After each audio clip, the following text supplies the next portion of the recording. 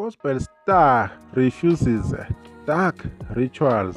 Bakhuluma ngobani? Bakhuluma ngoLungelo Hlongwane ukuthi hey kuye kwamfica naye okuthize ukufuna ukumfaka ebumnyameni, kodwa nje wathi cha, udaba Delisani lubhalwe laphana-ke lubhalwe ubani? uMavi Ngcobo. Udaba solufunda kanjalo uthi Gospel star Lungelo Hlongwane says gospel music is not as godly and as holy as it made out to be. Kuyiqiniso lokuthi umculo wegospel abantu abawuphethe, abantu abasemandleni, abantu abazokunika i-success, abaphila uNkulunkulu and abaphili ubungcwele ngendlela abarepresenta ngakhona. Ibisiqhubeka ithi indaba the 27-year-old iqhubeka hitmaker from Umlazi Durban alleged there's evil in the industry. Kuningi ubusathane obugcwele laphayana endimeni obuzenza ngathi-ke buzophilisa abantu-ke bufuna ukusebenzisa abaculi. He took to Facebook claiming he was approached to take shortcuts so that he would get rich, but later deleted the post. Bathi-ke uLungelo Hlongwane-ke uthe kunabantu aba-approach abeza kuye bafuna athathe indlela enqamulelayo ukuze asheshe abe nemali adume ngokushesha, kodwa washeshe wayikhipha lo post leyo ukuthi yini-ke siyazi-ke kunabantu abaziyo ukuthi yiyo am-approachayo, ake bekuthanda lokho, right? When Delisani contacted him, Lungelo said he survives on strong faith and prayer. Ezamile kumthinda iDelisani ukuthola ukuthi kwenzakala ngathi yena uphila ngokukholwa nangokuthandaza, right? Uthi yena I'm a Christian, a strong believer of Christ, so there are things happening and they are not godly.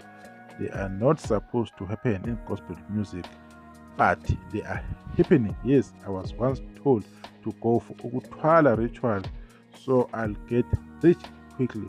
Usho kanjalo uthi yena umuntu kaNkulunkulu, ukholwa kakhulu kuKristu, kunezinto ezenzakalayo ezingebona uNkulunkulu, izinto ongamelanga zenzeke kwi-gospel music.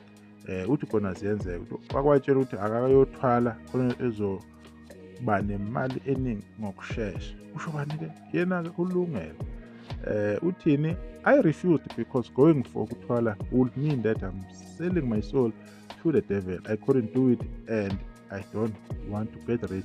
I want to afford. I'm grateful for what God offers me. I can't be greedy. Lungelo also claimed that he's young. He's a young artist who knows too much. Uthini waqhaba ukuthi hambe ukuthi ayothwala ngoba lokho sokufana ukudesela umphefumulo kuSathane. Akakwazanga ukwenza lokho, akafuni ukuthi abe nemali eningi, ufuna nje ukuthi azikhone. Uyabonga lokho uNkulunkulu amupha khona, akafuni ukuthi abe nomhobholo ngaleyo ndlela leyo. And uthi uLungelo Hlongwane yena usesemncane ukuthi yena azi izinto ezingaka, kodwa yena wazi lukhulu. Ithini message mayiqhothi? I've seen and heard a lot. I know secret and it's hard because I can't reveal those secrets. We are talking about people's reputation here. That is why I said I survive by praying and praising God. I'm under God's protection. That's why I'm still standing, he said. Gospel star shot to fame after he released his hit song Qhubeka in 2018. Uthi-ke usezwe okuningi, wazi imfihlo, uthi kunzima ngoba akakwazi ukuyikhipha ezimfihlo lezo. Ukhuluma ngey'thunzi zabantu lapha engalimala.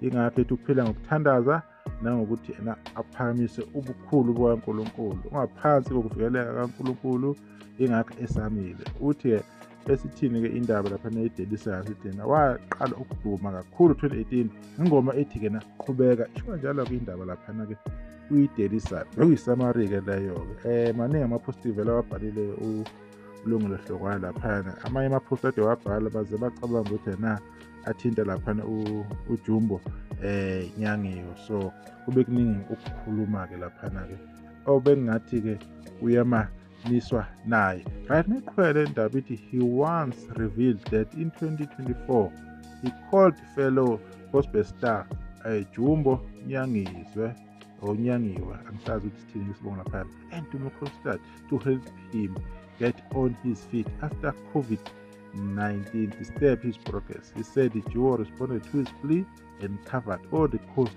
of his EP titled Sizokubonga.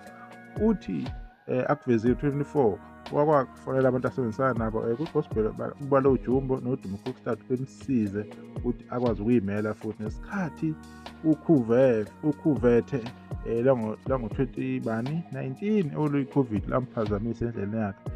Uthi-ke bobabili bamsiza kakhulu ukuthi akwazi ukuthi abhekane ney'ndleko ukuthi yena akwazi ukukhipha umsebenzi wakhe okwi-extended play okuyi-EP eyisihloko esithi Sizobonga.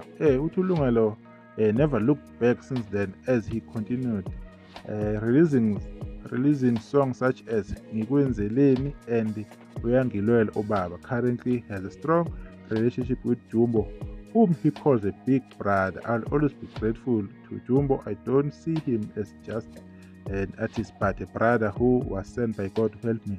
May God bless him, he said.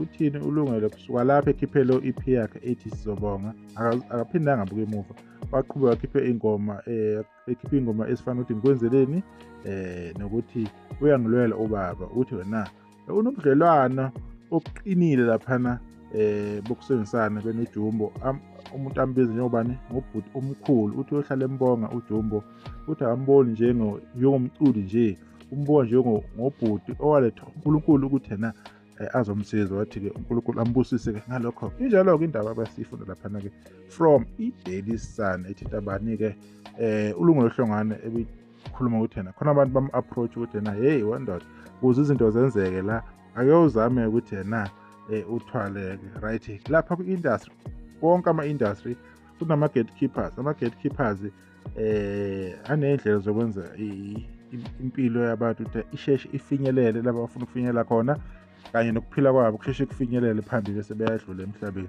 Yabona yonke into nama-consequences. Njengoba nje babe-approacha because vele bafuna ukumrola, bafuna ukumlawula, bafuna ukwenza impilo yakhe ibe mfishane, because emva kwalokho after few years uzoba impuphu ingasabona thina yenzayo, beze beyibuza abantu kwenzakalani. Kanti yizo lezi zinto zabo zokuthwala, because ukuthwala kunama-consequences a-serious. Injalo-ke indaba. So ibeka lapho ividiyo sibonge thuba ngoba uyibuka-ke ividiyo. Insalahle.